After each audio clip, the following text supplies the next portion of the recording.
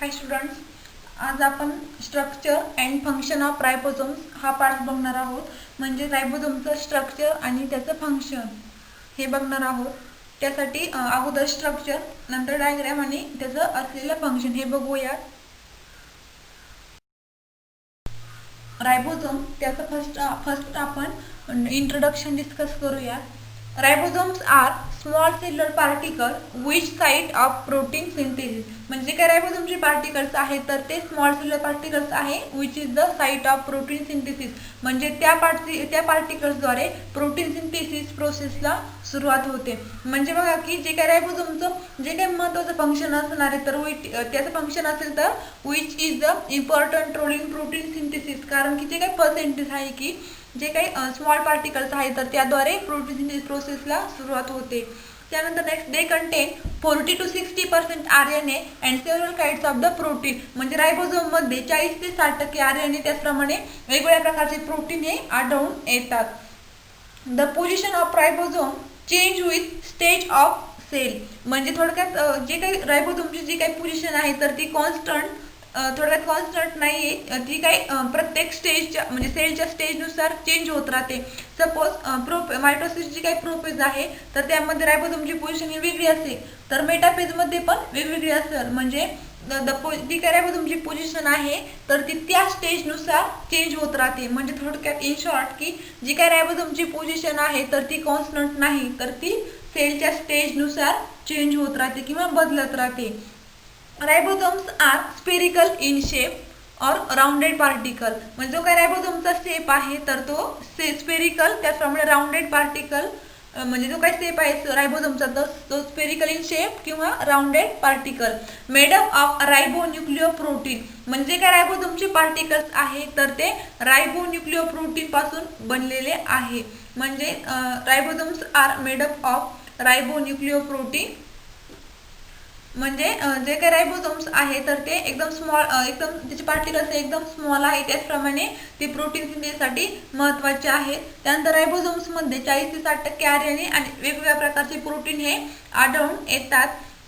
त्यानंतर जे काही सेलची स्टेज आहे तर त्या स्टेजनुसार रायबोझोमची पोझिशन ही चेंज होत राहते. म्हणजे जी काही रायबोझोमची पोझिशन आहे तर ती सेलच्या स्टेजवरती डिपेंड आहे. आणि महत्त्वाचं म्हणजे जे काय रायबोझोमचा शेप आहे तर तो स्पेरिकल किंवा राउंडेड या आकाराचा आहे. आणि जे काही रायबोझोमचे पार्टिकल आहे तर ते रायबोन्यूक्लिओप्रोटीन पासून बनलेले आहे. नेक्स्ट पॉइंट आहे टाइप्स ऑफ रायबोझोम्स. रायबोझोमचे टाइप्स. तर there are 2 types of ribosome. Ribosome हे 2 प्रकारचे आढळून येतात. 17S ribosome and second one is the 18S ribosome. आता असा प्रश्न पडला असेल की यस म्हणजे काय.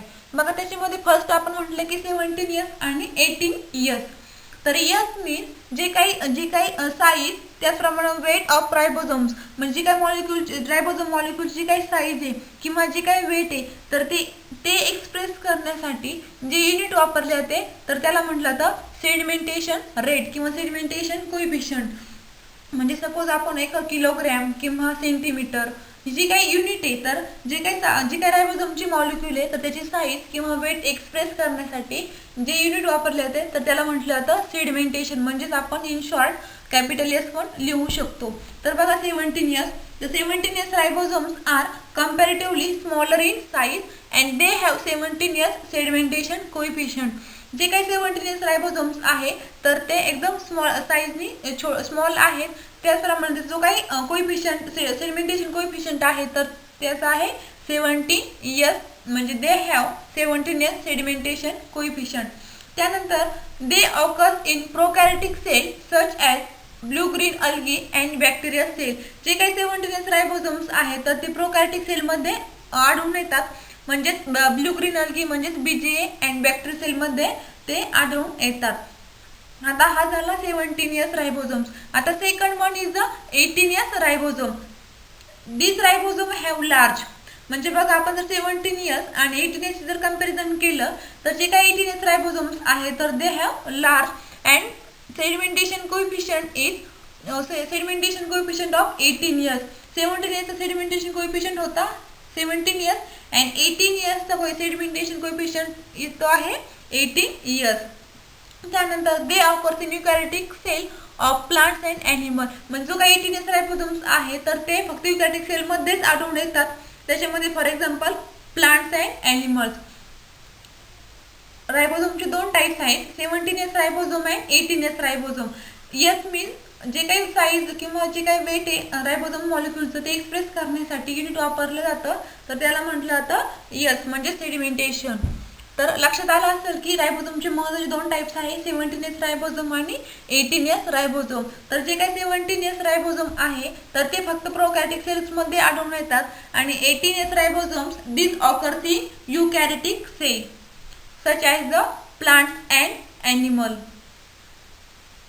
स्ट्रक्चर ऑफ रायबोझोम या स्लाइडमध्ये आपण अगोदर फिगर डिस्कस करूया. बघा त्याच्यामध्ये diagram ribosome large subunit, ribosome small subunit. जे काही रायबोझोम पार्टिकल त्याचे दोन पार्ट्स पडलेले आहेत, रायबोझोम लार्ज सब युनिट आणि रायबोझोम स्मॉल सब युनिट. त्यानंतर जे काही लार्ज आणि स्मॉल सब युनिट आहे तर ते सेपरेट झालेले दिसतात. तर दोन्ही जे काही ज्या पार्टनी सेपरेट झाले तर त्याला म्हटलं जातं क्लिप. त्यानंतर mRNA म्हणजेच मेसेंजर RNA, त्यानंतर tRNA मीन्स ट्रान्सफर RNA आणि अमायनो ॲसिडची चेन दिसते डायग्राममध्ये. तर स्ट्रक्चर ऑफ रायबोझोम आपण बघणारच आहोत, पण अगोदर डायग्राम काढणं अपेक्षित आहे. त्याच्यामध्ये चार पाच पार्ट्स महत्त्वाचे आहेत. एक म्हणजे रायबोझोम लार्ज सब युनिट, त्यानंतर जे काही स्मॉल आहे तर ते रायबोझोम स्मॉल सब युनिट. आता लार्ज म्हटलं तर डायग्राममध्ये आपल्याला ते सब युनिट लार्ज काढणं अपेक्षित आहे, स्मॉल म्हटलं की जरा छोटं काढणं अपेक्षित आहे. त्यानंतर मेसेंजर RNA आणि tRNA, त्याचप्रमाणे अमायनो ॲसिड. हे झालं स्ट्रक्चर ऑफ रायबोझोम. आत्ताच आपण बघितलं जे काही रायबोझोम पार्टिकल्स आहेत तर ते रायबोन्यूक्लियोप्रोटीन पासून बनलेले आहे. आता आपण त्याचं डिस्क्रिप्शन बघूयात. डिस्क्रिप्शन आपण हे डायग्रामवरून सांगणार आहोत. तर बघा structure of ribosomes. Ribosomes are spherical in shape and 100 to 200 angstrom in diameter. जे काही रायबोझोमचा जो काही शेप आहे तो स्पेरिकल गोलाकार आढळून येतो. त्याचप्रमाणे जो काही डायमीटर आहे तर तो आहे 150 to 200 अँगस्ट्रॉम इन डायमीटर. त्यानंतर next they are divided into large subunit and small subunit. आपण डायग्राममध्ये बघितलं की त्याच्यामध्ये दोन युनिट आहेत. तर जो काही रायबोझोमचे जे काही मॉलिक्युल्स आहेत तर ते दोन सब युनिटमध्ये विभागले गेले आहेत. जो काही आकाराने मोठा दिसतो तर तो आहे लार्ज सब युनिट, आणि जे काही स्मॉल आहे तर these are the small subunit, म्हणजे they are divided into large subunit and small subunit. त्यानंतर नेक्स्ट बघा they are the large subunit are dome shape and small subunit is cap like structure. जे काही small subunit large subunit आहे तर ते dome shape दिसतंय, आणि जे काही स्मॉल सब युनिट आहे तर ते कॅप लाईक स्ट्रक्चर दिसते. त्यानंतर this subunit are separated by clip. बघा जे काही दोन्ही पण सब युनिट आहे म्हणजे लार्ज सब युनिट आणि स्मॉल सब युनिट ते क्लिपद्वारे सेपरेट झालेले आहेत. This are separated through the clip. In young dividing cells, ribosomes are free in cytoplasm and in mature they are attached to endoplasmic reticulum. बघा जे काही young sale आहेत त्यामध्ये जे काही रायबोझोम्स आहेत तर ते सायटोप्लाझम मध्ये फ्री आढळून येतात, परंतु इन मॅच्युअर असतील तर they are attach to the endoplasmic reticulum. म्हणजे in other word in young dividing cell, जे काही यंग डिवायडिंग सेल्स आहे तर त्यामध्ये रायबोझोम्स हे सायटोप्लाझम मध्ये फ्री आढळून येतात, परंतु जे काही मॅच्युअर सेल्स आहे तर त्यामध्ये एंडोप्लाझमिक रेटिक्युलमला रायबोझोम्स हे अटॅच झालेले दिसतात. Next ribosomes are observed in cluster called as polyribosome. Cluster means bunch किंवा ग्रुप, म्हणजे रायबोझोम्स हे जर क्लस्टरने आढळले तर it is called as the polyribosome. Poly म्हणजे एकापेक्षा असलेले जास्त रायबोझोम्स. तर याच्यामध्ये महत्त्वाचं स्ट्रक्चर ऑफ रायबोझोम मध्ये की जो काही रायबोझोमचा शेप आहे तर तो स्पेरिकल आहे, आणि जो काही डायमीटर आहे तर तो आहे 150 to 200 अँगस्ट्रॉम इन डायमीटर. त्यानंतर जे काही मॉलिक्युल्स आहेत तर ते दोन याच्यामध्ये बनले गेले आहेत, लार्ज सब युनिट आणि स्मॉल सब युनिट. जे काही लार्ज सब युनिट आहे तर ते डोम शेपचं दिसते आणि small subunit these are the cap like structure. त्यानंतर जे सब युनिट जे काही दोन्ही सब युनिट आहे तर ज्या पार्ट्सद्वारे सेपरेट झाले आहे तर त्या पार्ट्सला म्हटलं तर क्लिप, म्हणजे these are separated through the clip. त्यानंतर जे काही यंग सेल्स आहे तर त्यामध्ये सायटोप्लाझम मध्ये रायबोझोम्स हे फ्री आढळून येतात, परंतु त्या सेल मॅच्युअर असतील तर ribosomes are attach to the endoplasmic reticulum. आणि सगळ्यात लास्ट की जे काही रायबोझोम्स आहेत तर ते क्लस्टरने जर असतील किंवा जर ग्रुपने असतील so it is called as the poly ribosome. Poly means एकापेक्षा जास्त असलेले रायबोझोम्स. सगळ्यात लास्ट पॉइंट आहे फंक्शन ऑफ रायबोझोम. रायबोझोमचे असलेले कार्य. तर फर्स्टच आपण म्हटलं होतं की जे काही रायबोझोमचं फंक्शन आहे तर it carry out protein synthesis with help of the mRNA. म्हणजे मेसेंजर RNAच्या मदतीने प्रोटीन सिंथेसिस प्रोसेस घडून येते. त्यानंतर सेकंड आहे कोऑर्डिनेशन. कोऑर्डिनेशन मध्ये interaction between tRNA and mRNA is coordinated by ribosome. म्हणजे बघा दोन्हीमध्ये कोऑर्डिनेशन घडून आणण्याचं काम किंवा इंटरॅक्शन बिटवीन tRNA आणि mRNA म्हणजे mRNA आणि tRNA मध्ये इंटरॅक्शन घडून आणण्याचं काम रायबोझोम थ्रू केले जाते. आणि सगळ्यात लास्ट आणि महत्त्वाचं फंक्शन म्हणजे ribosomes are protective in function. म्हणजे थोडक्यात जे काही सेल्स आहे तर त्याचं प्रोटेक्शन करण्याचं काम पण रायबोझोम थ्रू केले जाते. म्हणजे बघा याच्यामध्ये तीनपैकी आपण कुठले पण दोन फंक्शन लिहू शकतो.